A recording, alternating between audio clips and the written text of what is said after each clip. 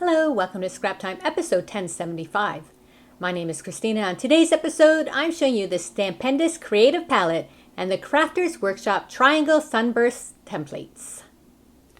Today I am showing you how to make these cards, and we are going to be using the Stampendous Creative Palette with some high flow inks or paints, and then we are using the Crafters Workshop Triangle Sunburst Stencil with some black embossing pastes. And you'll see that I made a lot of these cards. I got a little carried away, but they were so fun and easy to make that now I have great little, I can package them up in some sets and give them as Christmas gifts. Or I like to also use these when I'm writing notes to Gemma's teachers. So I'm going to show you how I did this. So this here is the Creative Palette from Stampendous, and if you're used to using the jelly printing plate, what you'll notice is that this is a lot thinner and it's a lot firmer than the jelly printing plate. So you can do some different techniques on this one. You can still do these techniques on the other one, but it just gives you a different surface to work on. Now I am using these golden high flow acrylics. I'm going to give them a shake.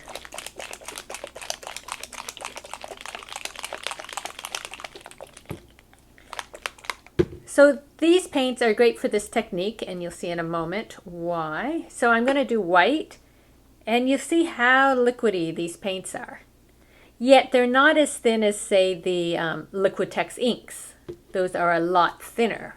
So these still have a little bit more body to them, but they're very liquidy. So this technique would be hard to do with regular acrylic paints because they're a lot thicker. So you could still do it, you just would not get the same effect. So that one was probably quinacridone magenta, and this is teal. So I'm just sort of spreading them around my plate. Then I'm going to spritz a little with water. I have a little water left in my spritzing. And then I'm going to take a brayer, and I just want to lightly blend those colors. So you can see how cool this is going to look. Then you can take an excess piece of paper, if you've got one, I have one here, and roll off this. Oh, my brayer is stuck. I've got to work on that. But anyway, if your brayer was working properly, you could roll off. I have so much acrylic paint, it actually got itself stuck. That's another project for another day. Anyway, so we have this beautiful template going on here, and I'm going to put my paper down and burnish it with my hand so it absorbs all that lovely paint.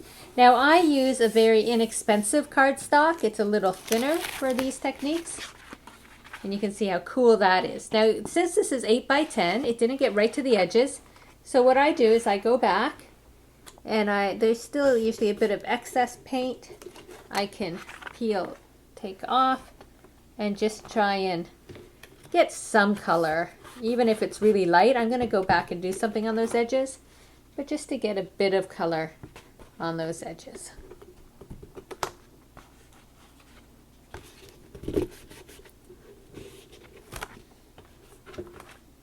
Okay.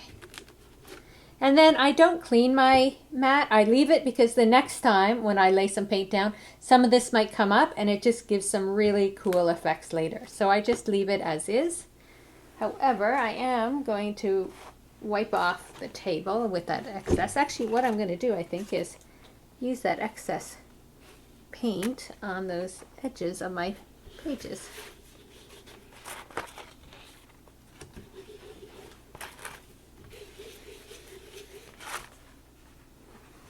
Okay, I'm going to wipe off this.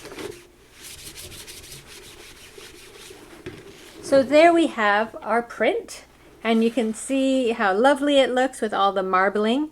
from the white and the red and the teal all sort of mixed together. So the next thing I need to do is, it is still a little wet, I'm going to dry this.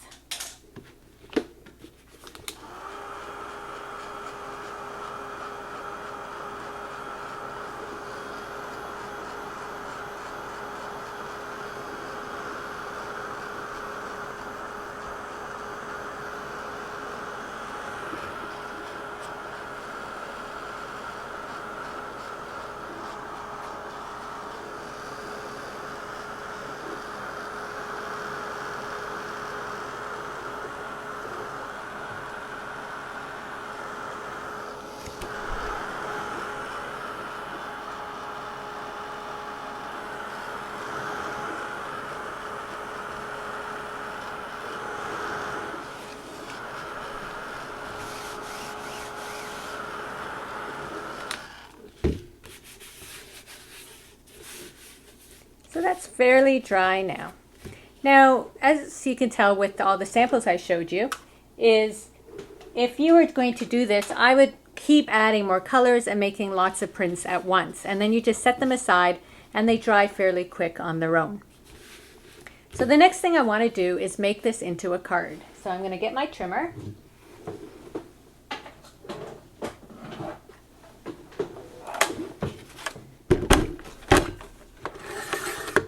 And I'm going to cut it at 5.5 inches.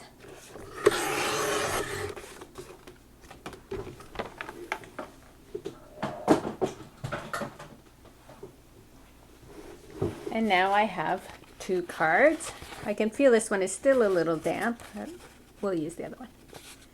Then I fold them in half. And I find my bone folder.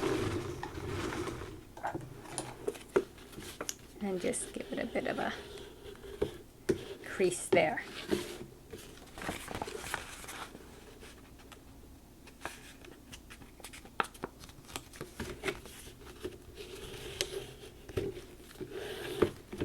So you could even just leave them like this and give them as a gift card. So you pick whichever side you like more. Now, I think we'll do this one. Now I noticed it being a little bit wet. I just want to dry that.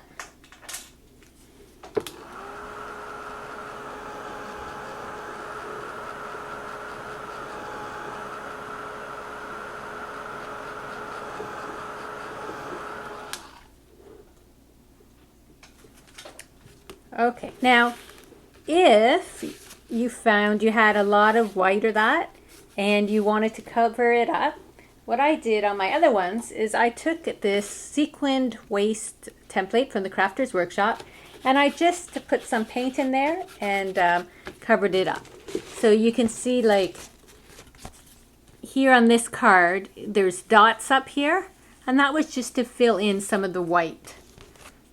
And up here there's some dots, and then I just added more dots to the cards anyway. So if you felt there was a lot of white, you could use this and fill it in. But because this one that I'm going to use is fairly well covered, I'm not going to do that today. So next I take my template and I'm going to lay it on. And this is one time I'm actually going to use washi tape to hold it down.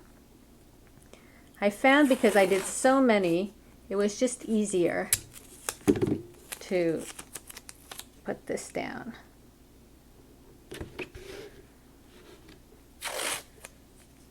So make sure it's sort of lined up where I want it.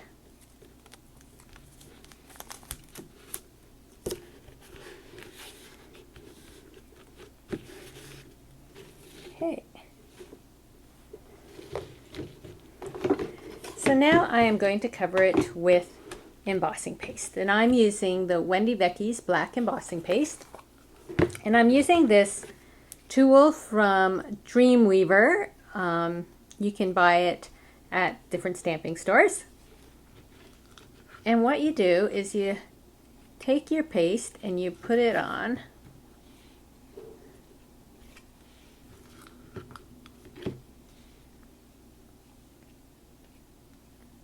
And when I was doing the the whole slew of cards, I put a lot of paste on. I don't want to over paste it this time since I'm only going to make the one, but you still want a fair amount. So it's sort of like that, where you put a fair amount. Whatever you don't use, you can put back into the bottle. And then you just start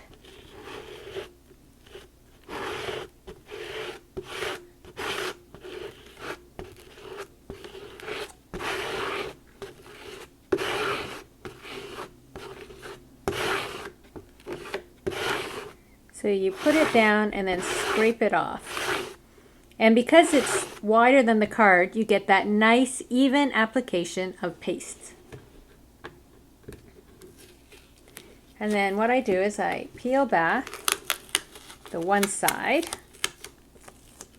and you can see how beautiful that is. And just because I love to do this so much, I'm going to put it aside, and I will do the other card. And so because I know where it sits, sort of like that, I can then just put this back on. I think I want to raise it up a bit.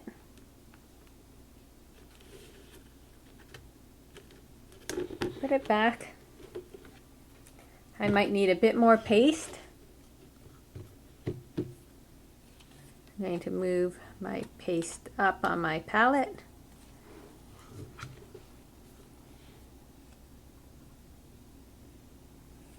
I'll try with this paste, and then I can always put more on if I need it. So I'm just putting the paste on and then scraping it off.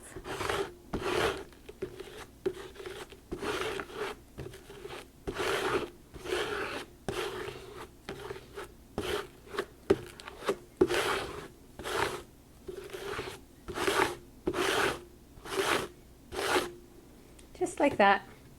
And then I do this, and ta-da, I have another second card that looks amazing. So that's how easy it is to make some cards using the Creative Palette from Stampendous, and then these templates from the Crafters Workshop with embossing pastes. Well, that's it for today's episode. Be sure to check out our website at www.scraptime.ca. And on our next episode, we're going to start making some Christmas cards, and we are starting with the Indigo Blue Snow Globe stamp set. So please join us. Thanks for watching Scrap Time.